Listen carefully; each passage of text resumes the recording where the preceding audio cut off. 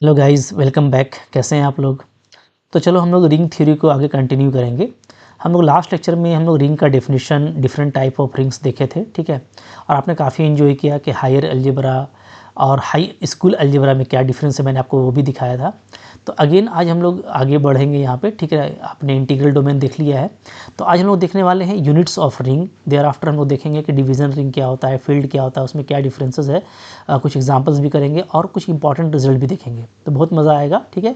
और very important है for the exam purpose, तो इसको आपको अच्छे से देखना है। तो क्या है जी, यहाँ पे देखो, यहाँ पे यूनिट्स ऑफ ए रिंग का बात हो रहा है। तो क्या है ये? The elements of ring whose multiplicative inverse exist in that ring is called unit of ring, ठीक है। बहुत सिंपल सा चीज़ है कि यूनिट ऑफ रिंग क्या होता है? वो एलिमेंट जिसका मल्टीप्लिकेटिव इनवर्स एग्जिस्ट करेगा उसको हम लोग यूनिट ऑफ रिंग बोलेंगे, ठीक है। जिससे मैं आपको यहाँ पे एक एग्जांपल दिखा रहा हूँ।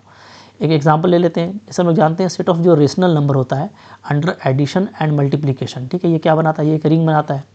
इज ए रिंग, ठीक है, ऑफ रेशनल सेट्स, ठीक है। तो यहाँ पे जो सेट लिया गया है वो है हमारा रेशनल नंबर का सेट। अब देखिएगा यहाँ पे कि यहाँ पे इसका यूनिट्स क्या हो जाएगा। तो यहाँ पे अगर मैं इसकी यूनिट्स की बात करूँ तो आपको पता है ना कि रेशनल नंबर कैसा होता है। तो रेशनल नंबर में सारे ही आपके इंटीजर्स भी आएंगे, ठीक है, फ्रैक्शनल वैल्यू भी आएगा, कोई भी आएगा। तो अगर मैं बात करूँ जैसे टू एक एलिमेंट है रेशनल नंबर का, ठीक है। तो टू के लिए क्या होगा? यहाँ पे एग्जिस्ट करेगा 1/2। 1/2 भी एक रेशनल नंबर होगा जी, ठीक है। सच दैट क्या होगा? टू को 1/2 से मल्टीप्लाई करेंगे तो 1 मिलेगा, ठीक है। और मल्टीप्लिकेटिव इन्वर्स का मतलब क्या होता है कि आप जिस एलिमेंट से मल्टीप्लाई कर रहे हो तो उसका प्रोडक्ट 1 आना चाहिए। तो यहाँ पर क्या है? यहाँ पे 2 का मल्टीप्लिकेटिव इन्वर्स 1/2 है, या कहो कि 1/2 का मल्टीप्लिकेटिव इन्वर्स 2 है, ठीक है। और दोनों ही आपके रेशनल सेट में मौजूद हैं, ठीक है। तो यहाँ पे आप देखोगे कि इसके अलावा कोई भी आप एलिमेंट ले लो, इसी तरीके से आप इन जनरल कोई भी रेशनल नंबर लोगे, ठीक है। तो आपको यहाँ पे क्या करेगा? यहाँ पे एग्जिस्ट करेगा 1/a। ये भी अगेन रेशनल नंबर होगा, ठीक है। सच दैट कि आप a को 1/a से मल्टीप्लाई करोगे तो ये आपका 1 आएगा। तो जीरो को छोड़ करके, चूँकि रेशनल नंबर में जीरो भी होता है, तो जीरो को छोड़ के जो भी रेशनल नंबर आप लेंगे ना, उसका आपको मल्टीप्लिकेटिव इन्वर्स मिलेगा, ठीक है। यानी कि जितना भी एलिमेंट है जीरो को छोड़ करके, सारे ही रेशनल नंबर क्या हैं? यूनिट्स कहलाएंगे, ठीक है। तो हम क्या लिखेंगे? यूनिट्स यहाँ पे क्या होगा? यहाँ पे यूनिट्स होगा क्यू स्टार। क्यू स्टार का मतलब क्या होता है कि all non zero rational number, ठीक है। जीरो को हटा दीजिएगा, जितना बचेगा सारा रेशनल नंबर का यहाँ पे यूनिट होता है, ठीक है। इसी तरीके से अगर आप ले लोगे रियल सेट, ठीक है, तो रियल सेट ले रहे हैं जी, तो रियल सेट में रियल सेट भी क्या होता है? अंडर दिस ऑपरेशन क्या होता है? एक रिंग होता है, ठीक है। तो इसमें भी कितना आपका यूनिट्स होगा? तो इसमें भी अगर हम यूनिट्स का बात करेंगे तो सारा ही नॉन जीरो रियल नंबर होगा, ठीक है। सारा ही नॉन जीरो रियल नंबर मतलब क्या? मतलब आप सारे रियल नंबर को ले लो जीरो को छोड़ करके, तो आपको सबका ही मल्टीप्लिकेटिव इन्वर्स मिलेगा, ठीक है। इसी तरीके से अगर आप सेट ऑफ कॉम्प्लेक्स नंबर लेते हो अंडर एडिशन मल्टीप्लिकेशन, क्या है? ये भी एक रिंग है, ठीक है, इज ए रिंग। और इसमें किस तरह के यूनिट्स होंगे? तो इसमें जो भी नॉन जीरो कॉम्प्लेक्स इंट्री होगा उन सब का मल्टीप्लिकेटिव इन्वर्स मिलेगा, ठीक है। तो ये आपका भी ऑल कॉम्प्लेक्स नंबर माइनस ऐसे कर सकते हो, ठीक है। बात फॉलो कर रहे हैं ना? चूँकि आप देखिए, आप कोई भी मान लीजिए आप इस तरह का लीजिएगा a प्लस आयोटा बी, ठीक है। तो इसका मल्टीप्लिकेटिव इन्वर्स क्या होगा? तो मल्टीप्लिकेटिव इन्वर्स एम आई, ठीक है, of a plus I B is क्या होगा? इसका 1/a प्लस आई बी ये हो जाएगा, ठीक है। क्योंकि इन दोनों का प्रोडक्ट क्या आएगा? 1 आएगा, which is unity in the set of complex number. तो ये आपका आ गया मल्टीप्लिकेटिव इन्वर्स। तो इसको अगर आप मल्टीप्लाई कर दोगे a minus I B divided by a minus I B से, तो ये आपका क्या आ जाएगा? ये आपका आ जाएगा a minus iota B divided by a square plus B square, ठीक है। तो अगेन ये भी क्या है? ये भी आपका एक कॉम्प्लेक्स नंबर है, ठीक है। तो हम लोग देख रहे हैं कि कॉम्प्लेक्स नंबर का कोई भी आर्बिट्ररी एलिमेंट लें, उसका मिलता है, उसका मल्टीप्लिकेटिव इन्वर्स मिलेगा। इसका मतलब सारा ही नॉन जीरो कॉम्प्लेक्स नंबर हमारा क्या है? यूनिट्स होगा उसके रिंग में, ठीक है। बात फॉलो कर रहे हैं? तो सिंपल सा चीज़ है, बहुत बड़ा कोई रॉकेट साइंस नहीं है। अच्छा, यहाँ पे एक चीज़ का कन्फ्यूज़न नहीं होना चाहिए, वो है यूनिट्स एंड यूनिटी एलिमेंट। तो मैं वो भी बता देता हूँ आपको, ठीक है, कन्फ्यूज़न ना हो जाए। जैसे आपको मैं दिखा रहा हूँ यहाँ पे, हाँ ओके। तो यहाँ पे देखो, यहाँ पे ये भी आप समझ लो, यूनिट्स एक यूनिट होता है, ठीक है, और एक होता है यूनिटी एलिमेंट, ओके, यूनिटी। तो इन दोनों में फ़र्क है, देखो सिर्फ वाई का ही डिफरेंस है। बट यूनिट्स क्या होता है? यूनिट्स होता है एलिमेंट्स। क्या होता है जी? एलिमेंट्स होता है, ठीक है, जिसका मल्टीप्लिकेटिव इन्वर्स होगा, ठीक है, whose multiplicative inverse M I exist, ठीक है। ये होता है आपका यूनिट्स। जबकि यूनिटी कौन होता है, यूनिटी में का मतलब होता है मल्टीप्लिकेटिव आइडेंटिटी, ठीक है, जो कि जनरली 1 होता है। ओके, तो 1 को हम लोग बोलते हैं यूनिटी, ये भी एलिमेंट है रिंग का। तो एक सिंगल एलिमेंट है यूनिटी, उसको हम लोग यूनिटी बोलते हैं। लेकिन जैसे ही आप यूनिट्स बोलोगे तो इसका मतलब होगा कि उसमें उन सारे एलिमेंट्स को लिया जा रहा है जिसका मल्टीप्लिकेटिव इन्वर्स एग्जिस्ट करता है, ठीक है, या जो एलिमेंट का मल्टीप्लिकेटिव इन्वर्स होगा उसको हम लोग उसका यूनिट बोलेंगे, ठीक है।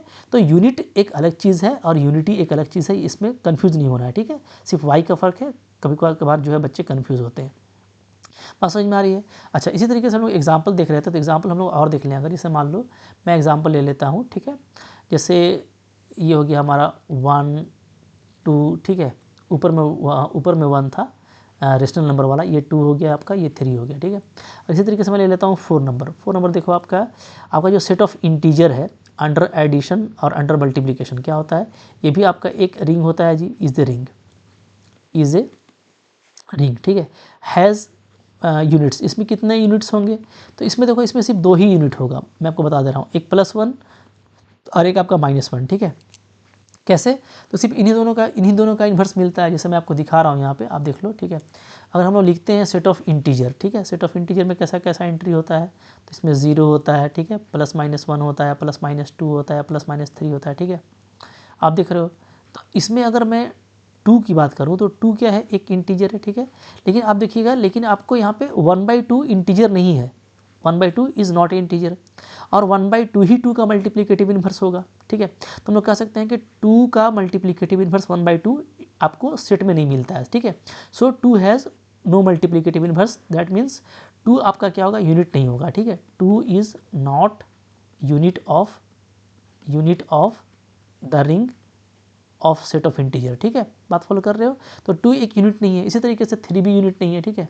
इसी तरीके से कोई भी इंटीजर आप लोगे 1 और -1 के अलावा, 1 का मल्टीप्लिकेटिव इन्वर्स 1 ही होगा और -1 का मल्टीप्लिकेटिव इन्वर्स -1 ही होगा, और वो दोनों सेट में मौजूद है, ठीक है। तो सिर्फ 1 और -1 इन्हीं दोनों का मल्टीप्लिकेटिव इन्वर्स हो सकता है, इसके अलावा कोई भी नॉन जीरो एलिमेंट का मल्टीप्लिकेटिव इन्वर्स नहीं होगा। So there are only 2 element in the set of ring, बात फॉलो कर रहे हो। इसके पास में सिर्फ 2 ही यूनिट्स होते हैं, ये आपको ध्यान देना है, ठीक है। ये तो गया, कह सकते हो हाई स्कूल अलजेब्रा की बात, जो आप हाई स्कूल में सेट्स पढ़ते थे, integer, real number, complex number, वो सब, ठीक है। अब हम लोग बात कर लेते हैं यहाँ पे कि कुछ स्पेशल सेट्स का, जैसे मैं बात कर रहा हूँ यहाँ पे, ठीक है, set of integer residue modulo n, okay, ZN का मैं बात कर रहा हूँ। तो आपको पता है कि under addition modulo n, under multiplication modulo n, ये भी क्या होता है, ये भी एक रिंग होता है, ठीक है, इज़ ए रिंग, इसमें रिंग है, ठीक है, ये रिंग है। हैज़ यूनिट्स, इसमें कितने यूनिट्स होंगे, इसमें कितना ऐसा एलिमेंट होगा जिसका मल्टीप्लिकेटिव इन्वर्स मिलेगा, ओके। तो आप इसका एक फॉर्मूला होता है, मैं आपको बता देता हूँ, बट आपको अभी समझो, अभी मैं आपको एग्जांपल दिखा रहा हूँ, ठीक है। हम लोग बात कर लेते हैं Z6 का। Z6 में कितना एलिमेंट होता है जी, 0 1 2 3 4 5, इसको आप देखिए, ठीक है। इसमें अगर आप देखेंगे ना, तो इसमें किस किस का मल्टीप्लिकेटिव इन्वर्स हो सकता है, ठीक है, ओके। तो पहले तो आप देखो कि यहाँ पे यूनिटी एलिमेंट कौन है, तो आपको समझना ये है कि यहाँ पे 1 जो है इसका यूनिटी एलिमेंट है, it is unity element, okay, unity element है। और 1 का मल्टीप्लिकेटिव इन्वर्स भी 1 होगा, ठीक है। तो 1 आपका यूनिट भी है, 1 आपका यूनिट भी है, ठीक है। तो यूनिटी भी है और 1 आपका यूनिट भी है, ये आपको ध्यान देना है, इस पर दोनों चीज़ें हैं इसमें 1 में, ठीक है। 2 की बात करो तो क्या 2 यूनिट है, क्योंकि यूनिटी तो एक ही होगा, लेकिन यूनिट तो बहुत सारे हो सकते हैं। तो आप देखिए कि मैं अगर देखूं तो 2 का क्या मल्टीप्लिकेटिव इन्वर्स एग्जिस्ट करता है, मतलब 2 को हम किसी एलिमेंट से मल्टीप्लाई करें अंडर मल्टीप्लिकेशन मॉडुलो 6, ठीक है, और हमको क्या मिलना चाहिए, हमको मिलना चाहिए यूनिटी, यानी 1 मिलना चाहिए। तो क्या ऐसा हो पाएगा, तो आप यहाँ पे देखोगे 2 को 3 से मल्टीप्लाई करेंगे तो रेसिड्यू में वो 0 आ जाएगा, ठीक है। 2 को 4 से मल्टीप्लाई करेंगे तो 8 आता है, रेसिड्यू में वो 2 आ जाएगा, ठीक है। तो मैं आपको बस एक बात दिखा रहा हूँ ना, 2 को 3 से मल्टीप्लाई करोगे अंडर मल्टीप्लिकेशन मॉडुलो 6, तो आपको क्या मिलेगा, आपको 0 मिल जाएगा, क्योंकि 6 आ रहा है, जो कि रेसिड्यू आपको 0 देगा बाई डिवाइडिंग विथ 6, ठीक है। इसी तरीके से अगर आप 2 को 4 से मल्टीप्लाई करते हो तो 2 4 जा 8 आएगा, जो आपको 2 देगा, ठीक है।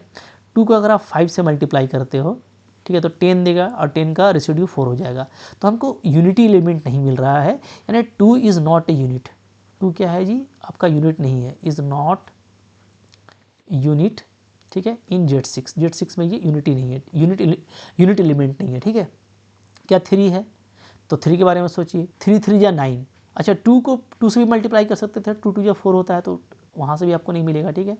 जैसे आप 2 से 2 को मल्टीप्लाई करोगे तो आपको आ जाएगा कितना जी, 4 आ जाएगा, ठीक है। तो अच्छा 2 को 1 से मल्टीप्लाई करेंगे तो 2 ही आएगा, तो कहीं से भी यूनिटी नहीं मिल रहा है, 1 नहीं मिल रहा है। So 2 has not a multiplicative inverse, so it is not a unit, okay. इसी तरीके से अगर आप 3 को देखोगे, ये 3 का भी कोई मल्टीप्लिकेटिव इनवर्स नहीं मिलेगा, ठीक है, ओके, क्लियर है। तो 3 का भी आप चेकआउट कर लेना, ये भी आपका यूनिट नहीं है, ठीक है। Similarly 3 is not unit in Z6, okay, clear हो गया जी। इसी तरीके से आप 4 का भी देख लो, 4 का भी आपको जो है कोई मल्टीप्लिकेटिव इनवर्स नहीं मिलेगा, आप चेक कर लेना। हाँ 5 का मिल जाएगा, ठीक है। कैसे, तो आपको मैं दिखा रहा हूँ, 5 को 5 से मल्टीप्लाई करो, ठीक है। तो 5 5 जो क्या होता है जी, 25 होता है। 25 को 6 से डिवाइड करेंगे तो हमारा रिमाइंडर 1 आएगा, ठीक है, ओके। तो 5 हमारा क्या है, 5 हमारा एक यूनिट एलिमेंट है, ठीक है। तो यहाँ पे कौन से नॉन जीरो एलिमेंट यूनिट है, 1 है और 5 है, ठीक है। तो यूनिट इन Z6 क्या हो गया जी, आपका सिंपली 2 एलिमेंट मिल रहा है आपको, एक 1 एक आपका 5 मिल रहा है, ठीक है। मैं अभी आप इसका फॉर्मूला होता है, बिंदास बनेगा, बस मैं आपको सिर्फ समझा रहा हूँ कि यूनिट हम लोग कैसे चेकआउट करते हैं, और इस तरह के स्पेशल सेट्स में आपको यूनिट ज़्यादा जो है आपका मीनिंगफुल हो जाता है, ठीक है। फिर देखो मैं आपको बता रहा हूँ यहाँ पे, चलो हम ले लेते हैं एक एग्जांपल ले लेते हैं, और हम लोग Z5 का ले लेते हैं, ठीक है। Z5 लेंगे ना तो 0 आएगा, 1 आएगा, 2 आएगा, 3 आएगा, 4 आएगा, ये आएगा, ठीक है। अब यहाँ पे देखिए, यहाँ पे अगर आप देखेंगे तो 0 को छोड़ करके 1 खुद यूनिटी है, 1 खुद यूनिटी है और यूनिट भी है, क्योंकि इसका मल्टीप्लिकेटिव इनवर्स खुद 1 ही होता है, ठीक है। अच्छा अब आप देखो 2 का भी होगा, कैसे, तो अगर आप देखोगे 2 को मैं मल्टीप्लाई करता हूँ 3 से, अंडर मल्टीप्लिकेशन मॉडुलो 5, तो 2 3 या 6 होता है, 5 से डिवाइड करेंगे रिमाइंडर 1 आ जाएगा, ठीक है। तो 2 का इन्वर्स 3 है, या कहो 3 का इन्वर्स 2 है, तो दोनों का मल्टीप्लिकेटिव इन्वर्स है। और 4 भी आपका एक यूनिट एलिमेंट है, क्योंकि 4 का मल्टीप्लिकेटिव इन्वर्स 4 खुद ही होगा, आप देख सकते हो, ठीक है। 4 4 जा करेंगे तो 16 आ जाएगा, 16 को 5 से डिवाइड करेंगे तो 1 आएगा, ठीक है। तो आपको ये दोनों भी यूनिट मिला, 2 3 भी, और आपको 4 भी यूनिट मिला।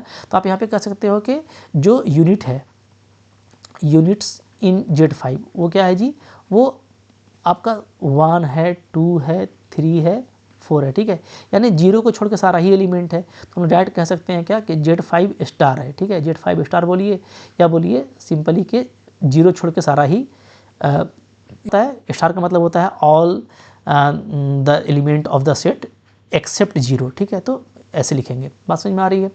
अच्छा अब आप यहाँ पे एक चीज़ आप नोटिस कीजिए, आप नोटिस करेंगे ना, आप ये देखेंगे कि Z6 में, ठीक है, हमको जो भी एलिमेंट मिला है यूनिट्स में, वो सारा 6 के को प्राइम है। जैसे 1 मिला है, 5 मिला है, तो हमको को प्राइम एलिमेंट मिला है। और Z5 चूँकि खुद प्राइम एलिमेंट है, तो 1 2 3 4 हमको जो सारा मिला है वो सारा ही आपका 5 के को प्राइम है, ठीक है।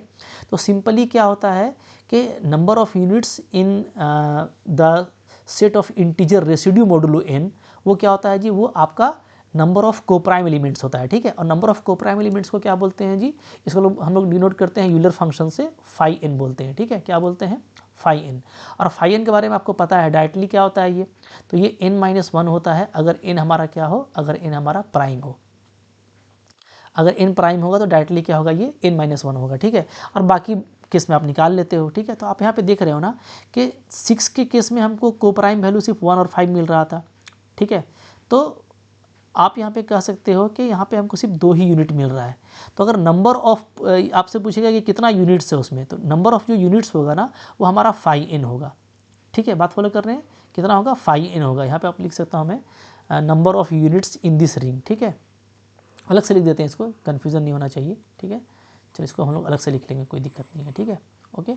क्योंकि यहाँ पे आपका सिर्फ यूनिट्स का बात किया गया है, तो यूनिट्स में तो सारा ही एलिमेंट आपको लिखना पड़ेगा। लेकिन अगर आप नंबर ऑफ़ यूनिट्स पता करना चाहते हैं तो आप बहुत ईजिली पता कर लेंगे, मैं आपको दिखा रहा हूँ, ठीक है। यहाँ पे हमारा एक फार्मूला बन जा रहा है, फार्मूला, ठीक है। क्या बन जा रहा है जी, number of units, number of units in Zn, ठीक है, under addition modulo n, under multiplication modulo n। ये क्या होता है, ये सिंपली आपका होगा यूलर फंक्शन फाई n के बराबर, ठीक है, ओके। और फाई एन के बारे में हम लोग जानते हैं, फाई एन क्या होता है जी, तो फाई एन होता है क्या, नंबर ऑफ एलिमेंट्स को prime to M, number of